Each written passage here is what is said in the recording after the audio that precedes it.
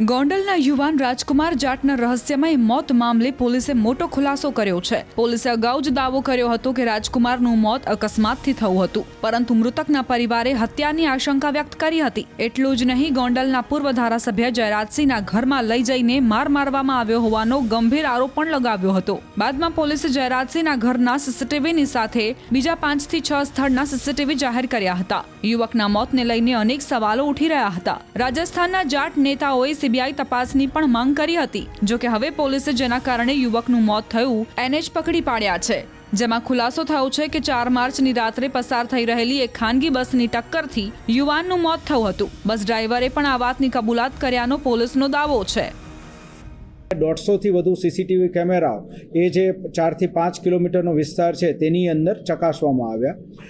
આ બધા સીસીટીવી કેમેરાને એ બધાની ચકાસણી શરૂ હતી એ દરમિયાન એક ડમ્પર ચાલક દ્વારા ટીમને માહિતી મળી કે એ પોતે જ્યારે ત્યાંથી 2:33ની આજુબાજુ પસાર થાય છે તેની પહેલાં ત્યાં બોડી પડેલું હતું। એ ધ્યાનમાં રાખીને અને કઈ બસ જે છે એ તેની આગળ ચાલતી હતી તે બાબતે માહિતી મેળવી અને ફર્ધર જ્યારે તપાસ કરવામાં આવી ત્યારે ધ્યાન પર આવ્યું કે મહાસાગર ટ્રાવેલ્સની એક બસ છે 3131 નંબરની અને તે શંકાસ્પદ જણાઈ।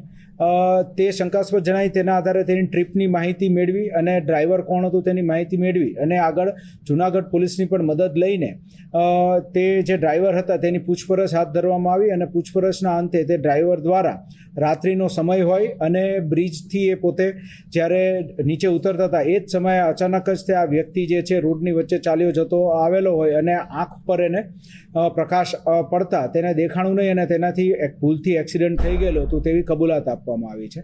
આ કબૂલાતના આધારે આગળ તપાસ બીજી હાથ ધરવામાં આવી છે। અન્ય સાહેદોના નિવેદનો જે છે એ કુવાડવા રોડ પોલીસ સ્ટેશન દ્વારા લેવાની ગતિવિધિ હાથ ધરવામાં આવી છે। બસ જે છે તેના ફોરેન્સિક એક્સપર્ટ દ્વારા ચકાસણી પણ હાથ ધરવામાં આવી છે અને આ બાબતે બીજું કોઈ એંગલ છે કે કેમ તેની પણ તપાસ જે છે એ રાજકોટ શહેર પોલીસ દ્વારા હવે આગામી દિવસોમાં કરવામાં આવશે।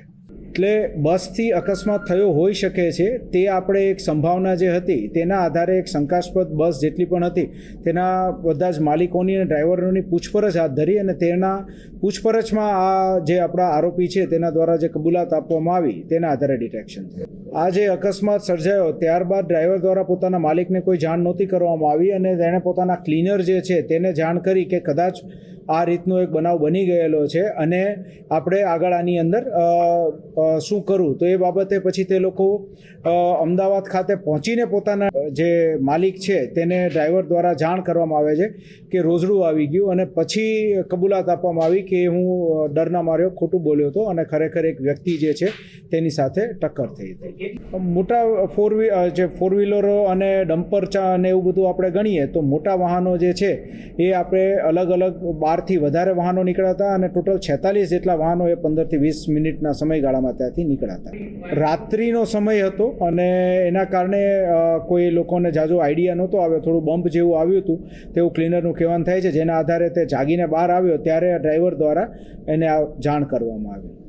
જે પોસ્ટમોર્ટમનો રિપોર્ટ છે ને 42 ઇન્જુરીની વાત છે તે તમામ ઇન્જુરીઝ હાર્ડ એન્ડ બ્લન્ટ ઓબ્જેક્ટથી થઈ છે તેવું પોસ્ટમોર્ટમ રિપોર્ટમાં લખેલું છે અને આ પ્રકારના એક્સિડન્ટની અંદર પણ હાર્ડ એન્ડ બ્લન્ટ ઓબ્જેક્ટથી ઇન્જુરી થતી હોય તેવું અનેક પોસ્ટમોર્ટમ રિપોર્ટમાં આવતું હોય છે અને જ્યારે નેશનલ હાઈવે ઉપર આટલી સ્પીડે વાહનો પસાર થતા હોય રોડની વચ્ચોવચ્ચ એક્સિડન્ટ થાય ત્યારે અનેક ઇન્જુરીઝ કોઈ પણ વ્યક્તિના શરીર ઉપર થવાની સંભાવના છે, પણ આ બાબતે પોલીસ તપાસ સતત શરૂ રાખશે કે આ તમામ જે ઇન્જુરીઝ જે છે એ 100% કઈ રીતે થઈ છે, એટલે ફર્ધર આગામી દિવસોમાં ક્લેરિફિકેશન આવશે।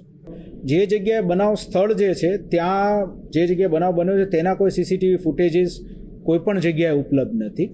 તેનાથી આગળ અને પાછળ જે વિવિધ સીસીટીવી ફૂટેજીસ ઉપલબ્ધ છે તેમાં આ જે બસીસની જે મૂવમેન્ટ છે એ જ આપણને દેખાય છે અને હાલ જે એને કબૂલાત કરી છે અને જે બસની અંદર ડેમેજ છે તેના આધારે આપણે હાલ એ ડ્રાઈવરની વિરુદ્ધ કાયદેસરની કાર્યવાહી હાથ ધરી છે। કુવાડવા રોડ પોલીસ સ્ટેશન દ્વારા તમામ જગ્યાએ જે પણ જગ્યાએ બોડી લઈ જવામાં આવ્યું હોસ્પિટલની અંદર જે જગ્યાએ બનાવ બન્યો છે તે તમામ જગ્યાના સીસીટીવી ફૂટેજીસ કબજે કરીને અને તપાસ હાથ ધરવામાં આવી છે। જે કંઈ પણ વાહનોની મૂવમેન્ટ હતી તેની તપાસને એવું બધું કરવામાં આવ્યું છે। શંકાસ્પદ વાહનો જે છે ટોટલ 78 જેટલા ઝીરોઈંગ કરીને એમાંથી ધીરે ધીરે છેલ્લે આ બસ હોવા વધુ શંકાસ્પદ જણાતા આગળ આપણે એની તપાસ કરતા આ કબૂલાતને એવું બધું થયેલું છે. આ જે આપણી તપાસ જે છે તેની અંદર સૌપ્રથમ તો આ ફેટલ એક્સિડન્ટ હોય એટલે એના ડિટેક્શનની ઉપર આપણું વધારે ફોકસ હતું અને એને ધ્યાનમાં રાખીને તપાસ કરવામાં આવી છે. આગામી દિવસોની અંદર કંઈ પણ શંકાસ્પદ જણાશે તો જે લોકો વિરુદ્ધ આક્ષેપ હશે અને જે કંઈ પણ શંકાસ્પદ વ્યક્તિઓ હશે તે તમામની પૂછપરછ હાથ ધરવામાં આવશે.